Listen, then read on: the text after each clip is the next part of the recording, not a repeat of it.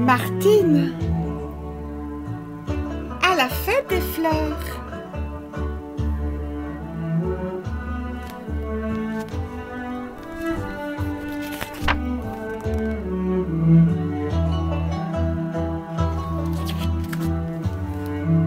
Martine, Louise, Clara, Gabrielle, Patapouf. Quelle agitation dans la ville ce matin! Martine, Martine, viens voir ce qui est écrit sur cette affiche. Martine accourt et lit à haute voix. Dimanche 2 juillet, venez tous à la fête des fleurs. Rendez-vous à 15 h sur la place du marché. Chacun peut participer.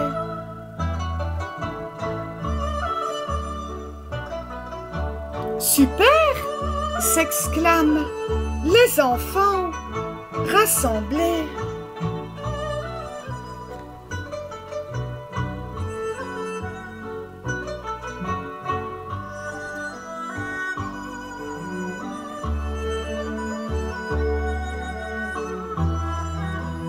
La fête des fleurs, c'est quoi? Demande Louise.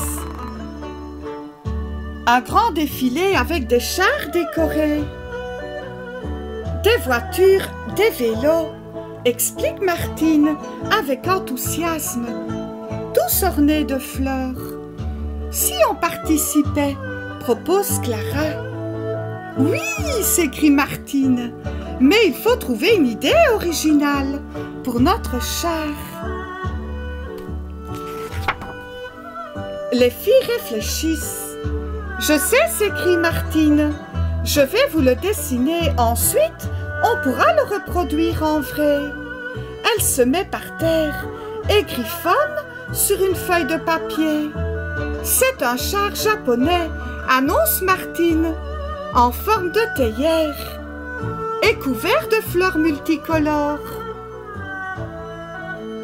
Qu'il est joli, s'exclament Louise et Clara.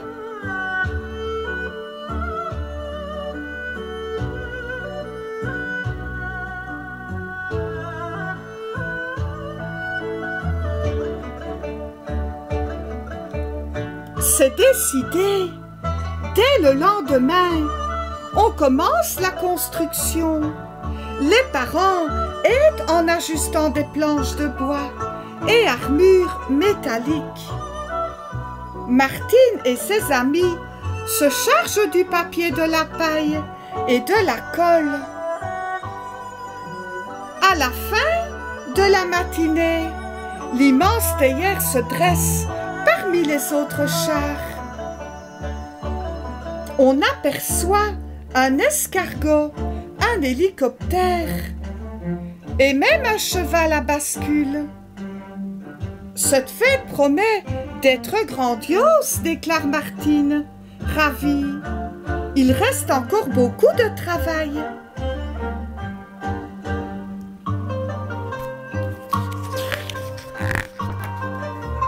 Il ne faut pas oublier le plus important, les fleurs.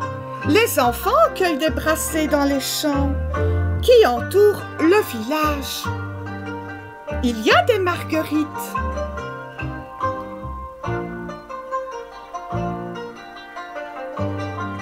des capucines, des coquelicots, des dahlias.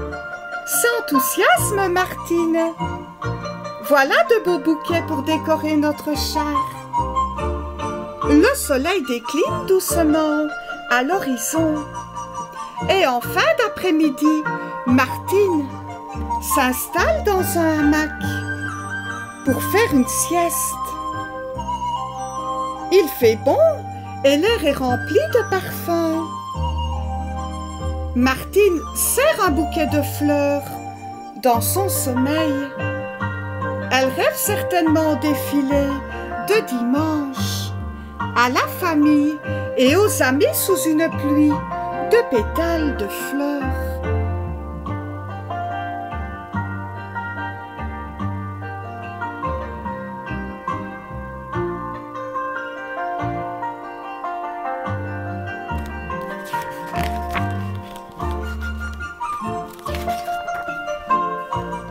me dit, plus qu'un jour avant la fête. Aujourd'hui, les enfants achèvent le travail. Il faut des fleurs absolument partout, dit Clara. Même sur le couvercle, ajoute Martine. Après un long moment, la théière japonaise est enfin terminée.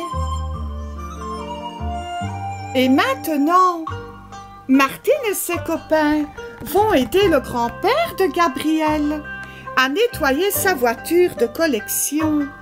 « Qu'est-ce qu'elle est belle !»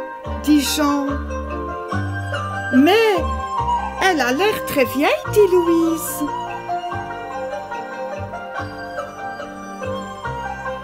Elle marche encore. « Oui, répond Gabrielle, grâce à la manivelle. » C'était comme ça qu'on démarrait les voitures à l'époque.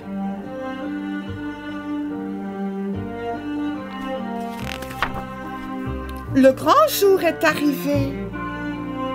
Les rues sont décorées et tous les participants sont déguisés. Martine porte un superbe kimono et une coiffure japonaise avec un serre-tête fleuri. « Ne bouge pas trop, Patapouf, recommande-t-elle à son chien, installé dans un petit chariot. Et n'oublie pas de saluer les spectateurs. »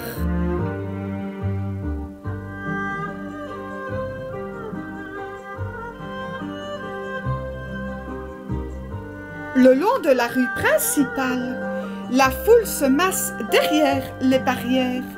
Tout le monde guette le cortège qui se prépare. « Je peux m'approcher ?» demande un petit garçon. « Non, tu restes ici » répond sa maman en le tenant. « Sois patient. » La parade va bientôt démarrer et tous les chars passeront devant nous. Je me demande lequel sera le plus beau.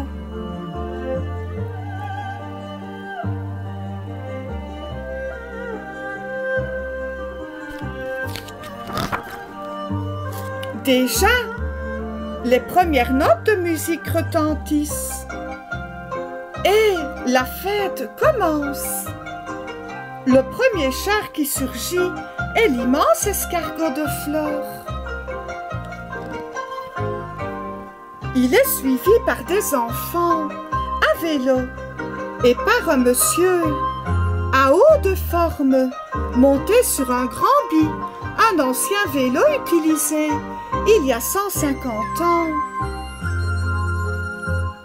Quelle surprise, Patapouf n'est plus dans sa carriole, mais à l'avant de la voiture de collection. Mieux encore, il est responsable du klaxon. Pouet, pouet. Puis viennent les majorettes qui avancent au rythme des tambours. Elles sont si belles avec leur uniforme.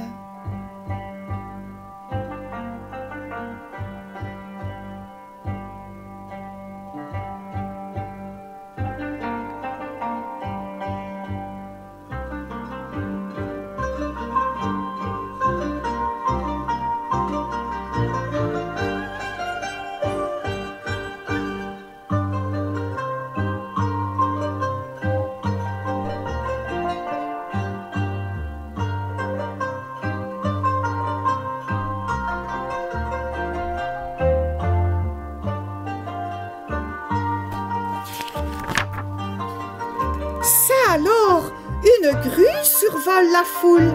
Elle transporte l'hélicoptère de Marguerite et de Dahlia. Une petite fille jette sur la foule des dizaines de fleurs multicolores. « Bravo, bravo !» hurle le public. Et pour ceux qui n'ont pas été assez arrosés de fleurs, pour l'assaut, lance Gabrielle, déguisée en soldat. 1, 2 et 3. Boum! Des pétales de fleurs jaillissent sur les enfants qui éclatent de rire. Tout le monde tend les bras et essaye d'en attraper. À moi, il y en aura pour tout le monde. Ne vous inquiétez pas, rigole Gabriel. Boum!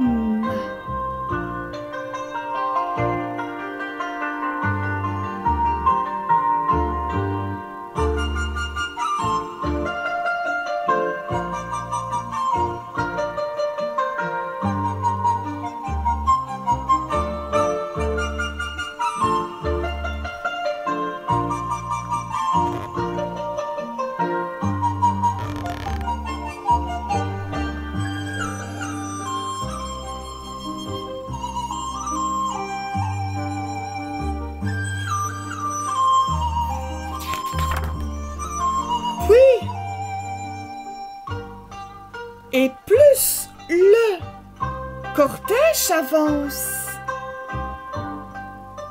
plus les spectateurs sont nombreux. Aucun doute, le dernier char sera le clou du spectacle. Qu'est-ce que ce sera à ton avis? Demande une maman.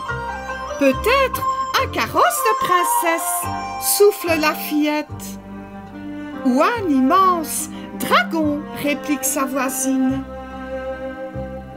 Tout le monde est impatient.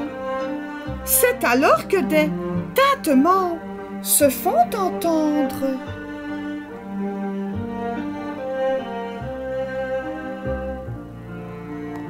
Le char japonais fait son apparition. Il est magnifique avec toutes ses fleurs, ses lampions et ses drapeaux en forme de poisson. Et à sa suite défilent d'adorables petites filles déguisées en tasses. Mais la plus belle, c'est Martine avec son kimono et son ombrelle, une vraie princesse impériale.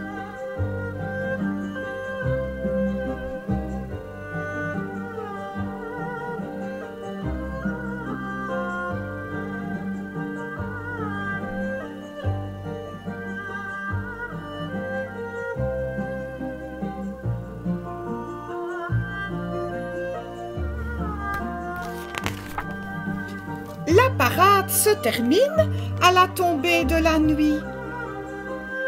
Pourtant, la fête des fleurs n'est pas finie. Des musiciens jouent des mélodies entraînantes et la foule danse sous le ciel étoilé. Même les enfants ont le droit de veiller pour profiter de cette belle soirée. Il faut dire que Martine et ses amis l'ont bien mérité. Les chars étaient splendides.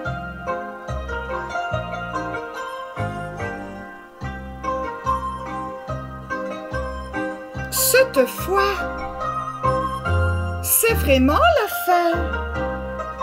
Tout le monde rentre se coucher. Le papy de Gabriel raccompagne les enfants à la maison.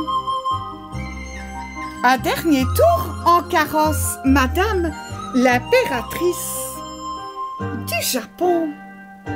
Un dernier tour. Redit le papy de Gabriel.